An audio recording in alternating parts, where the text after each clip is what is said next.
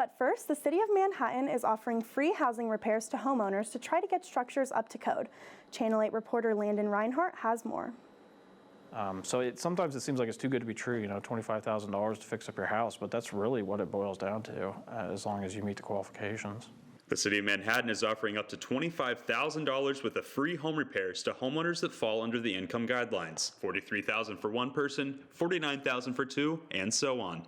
We try to address the health and safety of those low to moderate income homeowners so that homes are in compliance with code and that they can safely live in the homes. The city will look at AC, plumbing, and electrical issues, but they'll also take a look at accessibility so you can actually get inside of your house. Water heaters, furnaces, air conditioners, floors that have holes, we'll do the floor repairs. We address lead paint, just a wide variety.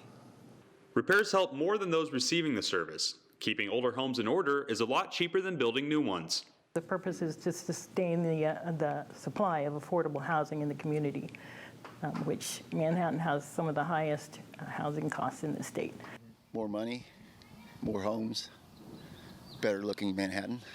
Yeah, I just think from the perspective of the city, this is a really important program because it's a way for us to invest in the existing housing stock. I mean, obviously there's a lot of new housing construction going on in Manhattan, but it really can't even keep up with the demand, which is high.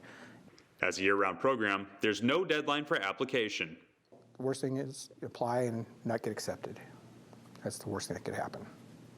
In Manhattan, Landon Reinhart, Channel 8 News.